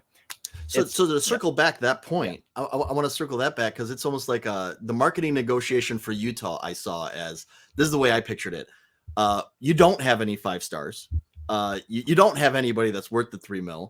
So maybe the best way is to work out a deal with Dodge. Now we get your name out there, and for Dodge, this is I don't know how much they footed the bill and how much was the dealership and all the inner workings, but maybe that's the way for. As Gumby said, some of these like kind of middling programs, Utah shows up every once in a while in a big bowl game. They usually have a good program, but they're usually that's when they have the teams filled with above average, really good 3-star, maybe a 4-star every once in a while, right? Boise State did that for a long time. I think so. To your point, Gumby, earlier, you asked about parity. Mm-hmm. I actually think NIL increases parity. And I think the reason this year, so like Pac-12, all of a sudden the Pac-12 like was dissolving, and all of a sudden now Pac-12 is one of the best conferences in the country. it's because all of a sudden Colorado has a Shedeur Sanders and a Travis Hunter and all these because they can afford to they can buy, essentially, let's call it what it is, those players and that coach. Now Utah can they have all it takes is one crazy booster. It's like the Yankees for years in baseball. You just need one crazy owner to pay the thing. And so like Utah now, they had a crazy booster who said $3 million. So it was between the dealership and this other company who they wrapped the car in, who's like an NIL, I don't know, app or something. And so they all footed the money for it. And now they'll get some players out of that. And I think you're right. It'll be 3-4 stars. Maybe it's not your 5-star, but I think it increases the parity, and I'm here for it. I still haven't seen, and this will be kind of the last one, and then I've got a great segue. So trust me. Yeah. I hit one earlier. You had a fantastic one in the beginning. It was great. But with the 5-star, I still have not seen. So we're a few years into this now. I've still not seen the 5-star big time deal that kind of breaks the landscape, right? Like everything thus far has just been like what we've suspected has been happening, just out in front, right? Do you feel that we have not seen, because we maybe not don't Caleb Williams is not that it's not a transcendent star. Basketball, they only stay for a year, so there's nobody worth like locking in big time money. Or do you feel like they need more people like you educating these kids, and these kids just haven't been able to, crack the nut or get that opportunity right where they get the mega deal? Well, I would tell you they're getting the mega deal. It's just not reported because it's through a collective. Yeah. So there's quarterbacks who are making $1 to $5 million depending on where you read and what you do. Yeah, I think Shedeur. So like the kid at Tennessee, Shedeur's with it. So we have to talk about two separate things. What everybody thought NIL was going to be was like the local chicken wings place would pay you to hold up the chicken sandwich and like promote it. What we realized was, and everybody thought they could punt and the businesses would pick up the slack. Well, guess what? The chicken wings place can't pay you what your value actually is to the university. Yep. And so the boosters and the collectives have come in to fill that gap. They're the ones who are paying you $1 million to $4 million for the top rated quarterbacks. And that stuff is not externally. So that's why we're not seeing it, because it's happening, but no business is really stepping in to actually pay. They're not worth that yet. Except for the very select few, like a Caleb Williams, who's getting some big deals, but nothing earth shattering because it's a big risk for corporations at this level. Caleb was in a Wendy's commercial. I think that's the biggest one that I have seen. The other one, everything. Dr. Pepper. Travis Etienne and Trevor Etienne, right? I think it's Trevor. His brother in a Chipotle commercial is another one that I've seen. I'm a Jaguars fan, so that's why. But yeah, I think it's interesting. I in one of the things I saw one of the boosters at Syracuse go, "Oh, we're big soccer fans. Yeah, we needed some furniture moved. We've paid some of the players to come move the furniture because you're doing a service for somebody, and you can just do that now. It doesn't have to be like promoting." And pay them $100,000 to move some sofas. Do a service and whatnot. I love that. Yeah, it's at a premium. So speaking of players that don't get paid, I wanted to circle back to the Ryder Cup from a few weeks back, because there was some discussion that there was a rift in the locker room, that some people didn't want to wear a hat. A good save saying that it was for the tan lines at a wedding. I like that. That was good. Who gets married on a Monday? Come on, man. Look, I've been a big proponent of people getting paid. And the reason why is because when we look at the Ryder Cup, right? And people will, kind of that boomer generation, as Jordan has alluded to, will be like, well, you should be proud to represent your country, and you should do it for free, and you shouldn't have to wear your sponsors. And it's like, okay, but wait, somebody paid for the TV rights, right? Just for administrative work to put it on. And I'm not saying that those, to Jordan's point, I'm not saying that the PGA should not get paid to put on the Ryder Cup, but for the players who we are all watching for, who are putting on the show, to not make a dime, not be allowed to wear their own sponsors, I feel is it's a little silly, right? Well, Ralph Lauren has paid the PGA to be the official clother, right? It's ridiculous that one cup is allowed and one cup isn't, because they get paid for a President's Cup and they don't get paid for the Ryder Cup. But I would almost argue that the Ryder Cup is more prestigious than a President's Cup. Yeah, I agree. So, I saw some of this. I I could go back and forth on it, but yeah, I think anytime now it's been commercialized, it's gotten big, the players should have some percentage of that. And that's why that's why the sport that we love so much is in this terrible quagmire. Why Live was able to disrupt, because the PGA is a broken organization and they're all mercenaries and they don't actually have, they don't have a good players union type thing. And so, yeah, I'm with you. I don't know that one's going to get solved anytime in the near future, but we'll see. We're going to find out what people's appetite really is for golf with this. Yeah, Tiger it was Tour and all it was that. wild that I agreed with Patrick Cantley on something, but at least I agreed with him in a timely manner. So that's my parting shot on that. And now it is time for a new segment. We have a marketing guru here. This segment is called Fire or Tired. Your insights. If people are not following you, LinkedIn, TikTok, Twitter, Instagram, fantastic content, especially when it comes to the world of collaborations. We've got a list, and we just, if you want to expand, you can expand, or you can just say, yep, this is a fire collaboration, or this is a tired concept, tired collaboration. So first one we've got just launched, Adidas and Bathing Ape. Yeah, we don't talk launched about a little, some Stan Smiths with kilties. Yeah. What do you think? Okay, I'm just probably because I'm a hater here and I'm a Nike homer, but I'm going to call it tired. I mean, there's no authenticity to this. Like, it's just throw the camo and the Bape, logo. Maybe you could make that case for Travis, but I don't know. I'm calling it tired. And I didn't like the way they launched it with their basketball player. Like, they didn't have anybody. I don't know. It's clever, but it just kind of was a miss for me. Yeah, the Instagram launch ad was just like kind of questioning, like, oh, we're really doing golf now all of a sudden, like as a surprise, like yeah. All right, joggers on the golf course, fire or tired? I don't want to play this game. I mean, okay, we'll go all marketing the rest of the way. Tony showed off the other day. Like, look, our baggy pants are back in style. Tapered leg are not the move anymore.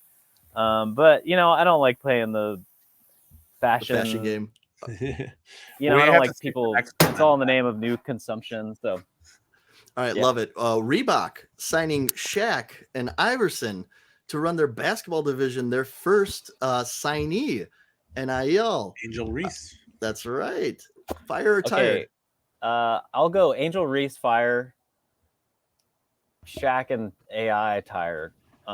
Look, whatever they're paying AI is not enough, because he is single-handedly...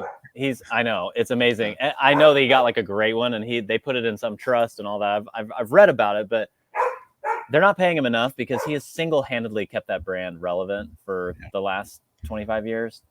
So those were all the rage in middle school basketball. Hell yeah, they were the answer. I mean, look, they're amazing, but they've literally not done a thing in 20. I don't know. Like, they have not done anything else. Literally nothing. They went hard on CrossFit and then changed their own logo. Remember You're right. that? CrossFit was big for them. CrossFit was their move, and then they lost the plot on that one. And No Bull has now taken up that space. Yeah.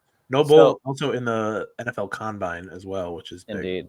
Yeah. Check my TikTok. I did a video on it, and the No Bull are from guys who were designing it at Reebok. So I think it's a figurehead move. I know Shaq has an MBA. I think it's interesting. Today we saw Skechers announce that they're signing Embiid and others. So I think you're going to continue to see people trying to gobble up this basketball pie. And I like competition. So in that sense, I think it's fire. I think it's a little tired, like going back to the Shaq and the Iverson just constantly. So yeah, I'd like to see what they end up doing. Like, is she just going to wear their retros, or is she going to like create a women's silhouette? Can she wear it in season? No. Yeah. So good point. So yeah, I'm actually, after I eat tonight, I'm going to do a video on this, but she'll be an off-court retro person in their ads. I think it's clever and cool that they're doing with Shaq with the LSU connection. To me, that's like an authentic connection. I think that's really cool. How how much legs they can actually get with this, I don't know. I got to tell you, I'll be pretty skeptical, and I bet you Angel, unless Reebok really shows up with the bag when she goes to the W, like she'll let the Nike or Adidas. We saw this with Aaliyah Boston. Under Armour went all in on her, and she signed with Adidas when she went to the W. So these NIL deals are good to get you in with the athlete early, but at the end of the day, it's going to be who's coming correct with the cash when they go to the league. So absolutely love. Anyway, Speaking of the W, I real think quick, fire on the Angel signing. Yeah. Speaking on the W real quick, Aces 70, Liberty 64 with a minute left in the fourth game of the series. Yeah. Aces could Aces are steal just it here. stacked. Yeah. Yep. 67 with a minute left, 67-70. So we'll keep you updated if we're still on. I love, absolutely love. Are they up 3-1? 2-1, and it's a 5-game series. So That's right. Aces could win it tonight. If Liberty come back and somehow win it, then they would be the first team to possibly go win it if they won the fifth game after being they've looked pretty overmatched by the Aces. Yeah. Sorry. I've got go ahead, Matt. So sorry. no, you're fine. We got two more, and I absolutely love Jordan does not do anything incorrectly, y'all, whether it's marketing or grilling. I noticed he preheated the grill properly. He brushed the grates after a proper preheat, put whatever he put on, and then he had a timer. If that's what you heard, was his timer go off because he's going by time. So time technique, I love it. Absolutely love it, Jordan. All right, this is in the golf space here, but it's not apparel or footwear related. It is the TaylorMade times Red Bull F1 edition, the sport of the moment that everybody's jumping on. I'll give my F1 thoughts later, Gumby. We had a chance, but later on. But TaylorMade and Red Bull. What do you think about that collab? I think it was interesting. I saw him promoting it. I thought it was clever from a marketing standpoint. Probably makes sense. People who consume F1 are probably a little more affluent. They are, probably in that golf space. My guess would be that some leader at TaylorMade is really into F1 and push this hard. Yeah. I don't know that there's actually, I can make a real strategic reason for it, but I love TaylorMade. I think they're on fire. I play TaylorMade. I may be going to the at some point in the next couple months. So I love everything they're doing. Shout out Ollie. It's an interesting one. I'm here for it. I'm again, same as Travis, as golf nerds like us who've been fiending for just anything over any point of relevance for the last 15 years. I'm here for all the oversaturation of the golf market. We gotta get Ollie on the pod. We gotta get Ollie. Ollie's been and we wish you good health, Ollie. Glad to see that you're recovering. So we're gonna let you eat in a little bit. We got one more, and then we'll do our sign off, and then we can hang out a little bit here. The last one is there's going to be a kind of the match. Two more. The match F1 edition. Are you going to watch? I think it's Max Homa, Ricky Fowler, along with some F1 drivers. all the full swing guys versus all the Drive to Survive guys. I'm here for it. I think it's clever. If you watch Full Swing, you've probably watched Drive to Survive. I love those styles. I do too, dude. The friggin' Drive to Survive is so good. I've been in since season 1, and I remember it got me. I remember being they don't have Ferrari and Mercedes. I wasn't deep in F1, but I knew that Ferrari and Mercedes were the two, and I was like, oh, they don't have either. This is probably gonna be pretty lame, but I'll give it a shot. And I was just completely hooked. And then Gunther stole your heart. Yeah. Well, and then they got Mercedes and Ferrari, and it was just it's so freaking good. I love that show. I will say the good thing about the Red Bull. If you haven't seen the Beckham doc yet, we're talking Netflix now. Beckham doc, really good so far. One shout out, one piece of genius on the F1 thing is that the F1 thing is moving product that's at the end of its life cycle, so it gives you another breath of life into the Stealth 2 and their current golf ball selection. So it's another reason to kind of move some product here in what we would call the off season for golf. All right. So I think Gumby's got the last one. Last fire or tired. Travis Kelce and Taylor Swift. You could only see that smirk, everybody listening. Gotta be on YouTube. I've got my Matt, you might be I got my thermometer here. Not playing around. fire. I mean, I think it's smart on both their parts, to be honest. I don't know. I mean, what, the marketer in me or the human in me? I mean, I guess the question is, do you believe that this is genuine or is this planned? She's in her athlete era now. Yeah, I think this benefits Travis more than anyone. I think Travis is the master. He's the master maestro. She's a master manipulator of culture as well. So I think this is, to me, is like, I'll just give you, I don't know, I'm not going to make this about me, but like, I think this is like something they would do otherwise. Like, to me, that's the best stuff. A lot of the stuff that I do, like I was telling you earlier, the content that I do is like something I would already be doing, and I'm just going to like have fun with it and put it on the internet. To me, I think them, like, they might like each other. They think they're cute. They both have huge platforms. And so, like, more Travis than anyone, she hasn't really said anything about it. Yeah. Travis is going to go on his podcast and be like, man, I'm following Taylor Swift. Like, yo, I need to check out Taylor Swift. So I think it started kind of as a little joke with him, and then it's just morphed and it's benefited him more than anything in the world and the NFL. So, I mean, and he's been, I mean, obviously too, like he added a bunch more commercials and brand deals pre-Taylor, like, because obviously they've filmed that much more in advance. So I think he's just getting himself out there, and New Heights is, maybe we can collab with New Heights sometime or something like that. He was always, I mean, look, I got to work with him at Nike. He was an amazing human. I always thought he was both underutilized from us and everyone else. I mean, he's this super swaggy, really nice, thoughtful, smart, charismatic, stylish, really good freak athlete, you know, and there's no reason why he shouldn't be one of the most marketable athletes in the league. Right. And so I just think this is a long time coming for him, and I'm absolutely here for it. I love seeing what he's doing. Awesome stuff, Jordan.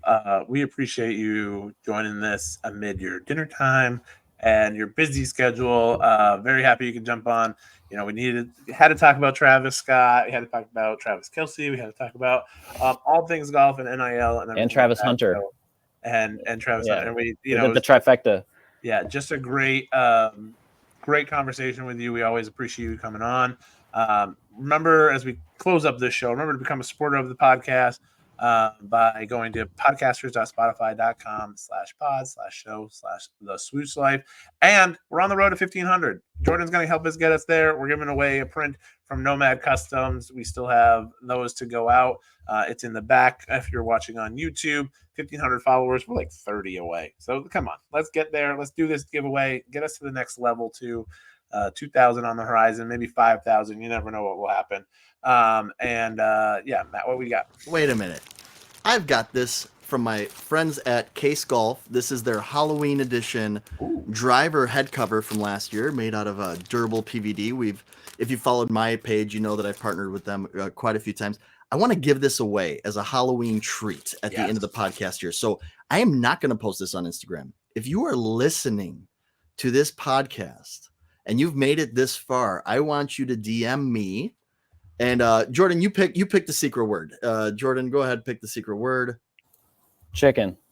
I thought he was going to go Travis, to be quite honest. DM me chicken. First person to DM me chicken gets this. I love that head cover right there from. We already know who it's going to be, but that's okay. Which I love you, right? So I still need to get your stuff. He's got something for me. I got to get him stuff. But Jordan, any last plug for you guys and your brand? Perseus doing great stuff. You're doing great stuff. Any other things that you want to talk about before we sign off here? Just follow your boy at Jordan Rogers, JordanRogers on Instagram. Join the broadcast channel where I'm dropping these marketing insights on a almost daily basis. And you can follow me on TikTok at Jordan Rogers 2626. That's fire. So awesome. Thank you, sir. Matt, any final words as well? Words of wisdom? There's no way to follow up Jordan Rogers. So I know, we're out. So for the Swoosh Life Podcast, Keith was here earlier. Jordan, Matt, myself. See you in the next one. Bye. Thanks for listening to today's episode. Make sure to go follow us on Instagram at the Swoosh Life Podcast to stay up to date on all things swoosh. And if you have any questions, comments, or business inquiries, please email us at the Swoosh Life Podcast at gmail.com. And lastly, give us a follow or review and become a supporter of the podcast at anchor.fm/the Swoosh Life /support. Thank you all for listening. See you in the next one. Checks over stripes, yeah, that's what I like. Yeah, that's what we like.